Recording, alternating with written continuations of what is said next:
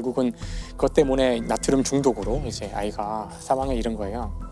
그럼 아이가 아픈 그런 것들을 계속 SNS나 뭐 이런 데 올리고. 그렇죠. 근데 아이가 일단 처음엔 뇌사 상태에 빠지게 되는데 뇌사 상태에 빠졌을 때에도 그 사진을 200장이나 찍었다 그러는데 사실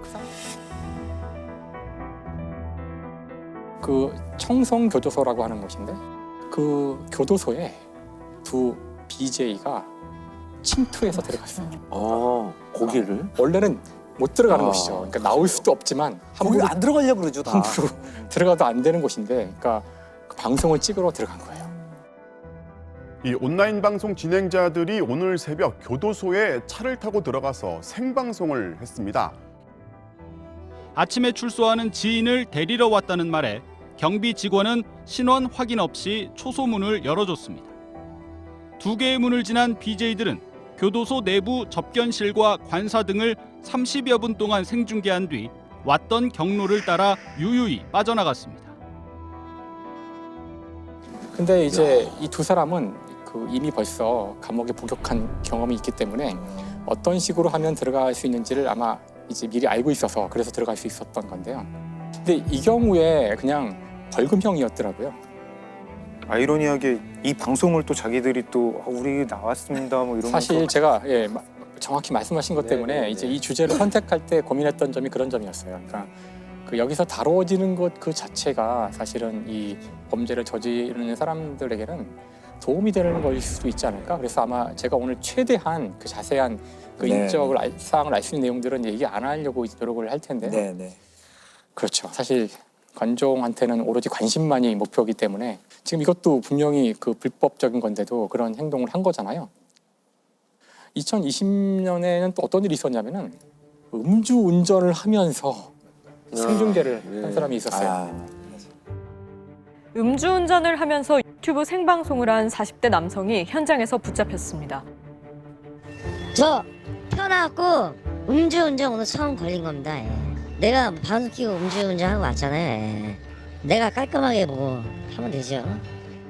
그러니까 이렇게 단지 관심을 받기 위해서 음주운전이라는 굉장히 사실 위험한 범죄라고 생각하는데, 음주운전은 다른 무고한 사람들도 이 차와 사고가 나면은 그 상해를 입을 수 있는 그런 것이잖아요. 그래서 결국 A 씨에게는 그 징역 6개월과 집행유예 2년 그리고 그 중법 운전 교육 40시간이 명령되었다고 합니다.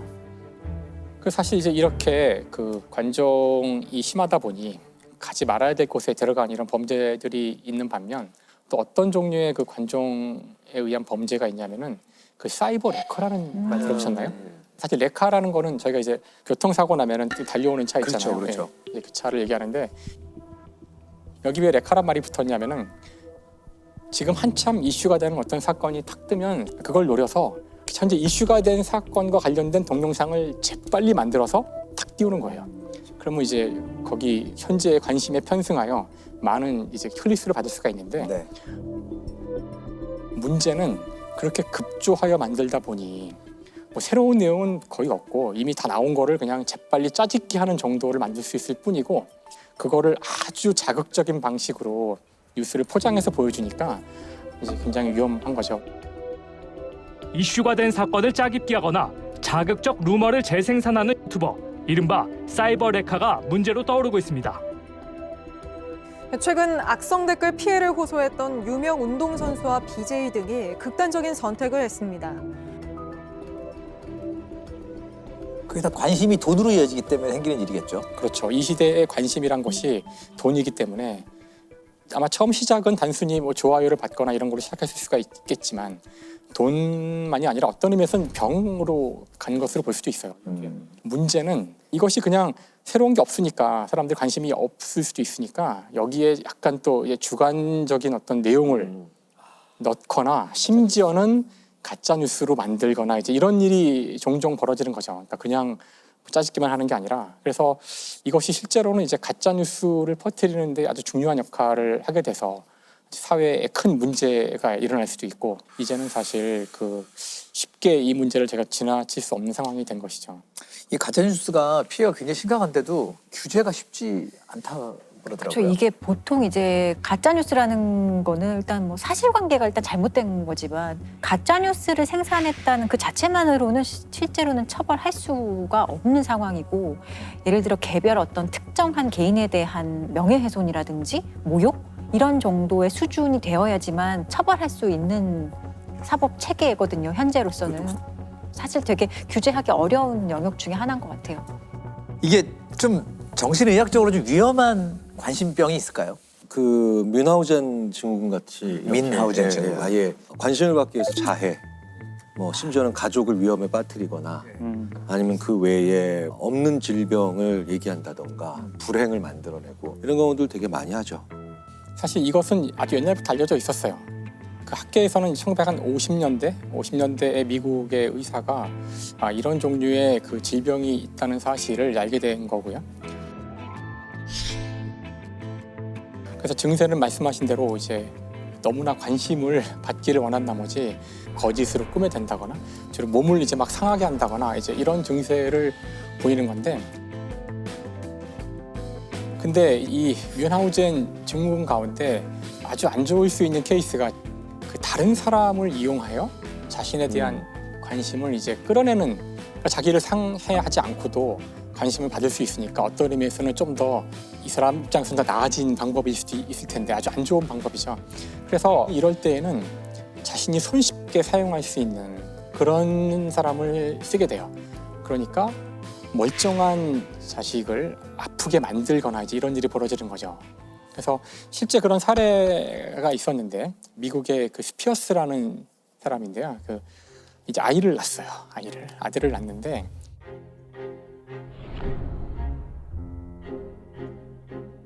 그런데 그 아들이 어릴 때부터 굉장히 몸이 약했다고 하더라고요. 주장했었어요. 그래서 아들을 낳아서는 그 아들을 키우는 과정을 SNS에 육아 일기처럼 쫙 올린 거예요.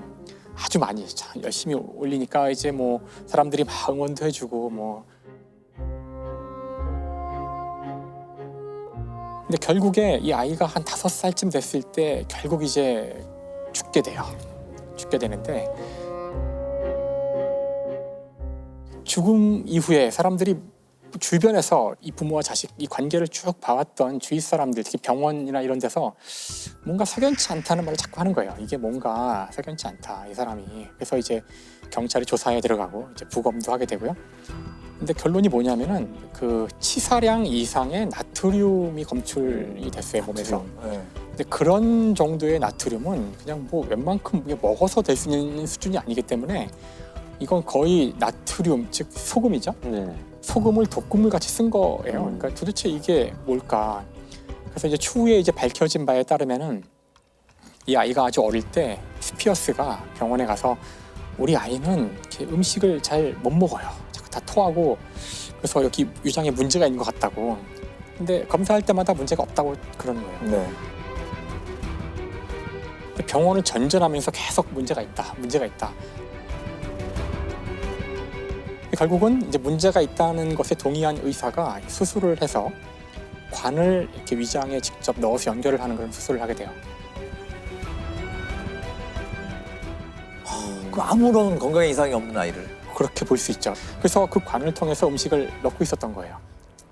근데 이 죽음이 있었던 그 한 며칠 전에 그 CCTV를 쭉 분석해 보니 이 엄마가 이 애를 데리고 화장실에 잠깐 갔다 오는데 뭐 했는지 모르죠. CCTV는 없으니까 그쪽에는. 그 이후에 애가 이제 서서히 상태가 안 좋아진 거예요. 그래서 나중에 이제 밝혀진 바로는 바로 그 관을 통해서 그 소금물을 다량으로 이제 거기에 이제 넣은 거죠. 계속 넣어서 결국은 그것 때문에 나트륨 중독으로 이제 아이가 사망에 이른 거예요. 그럼 아이가 아픈 그런 것들을 계속 SNS나 뭐 이런 데 올리고. 그렇죠. 근데 아이가 일단 처음엔 뇌사 상태에 빠지게 되는데, 뇌사 상태에 빠졌을 때에도 그 사진을 200장이나 찍었다 그러는데, 사실 그 상태에서 그 정상적인 부모라면은 너무나 당황스럽고 너무나 슬퍼서 경황이 없어야 될 텐데, 그러니까 정말 끔찍한 거죠. 사실 이거는 진짜 끔찍한 거죠. How could a mother ever treat her innocent child in such a callous, inhumane, and calculating manner? Do you even realize the magnitude of your crime? It's a sentence of 20 years to life, 5 less than the maximum, 5 more than the minimum. 결국은 이제 다른 사람을 이용하는 뮌하우젠 그 증후군이고, 사실 이 뮌하우젠 증후군이 SNS를 만나면서 어떤 의미에서 이제 물 만난 고기가 됐다고 할까? 근데 이 사례만 있었던 것은 아니에요, 사실은. 이런 사례가 생각보다 적진 않더라고요. The West Virginia mom, accused of injecting her son's IV with feces at Children's Hospital, is going to go to trial in August. These are pictures Candida Flutie posted on her Facebook page. They show her son in the hospital being treated for Hirschsprung disease. The Dallas mother, accused of subjecting her son to more than a dozen surgeries and hundreds of hospital visits, even though he was not sick, faced a judge today.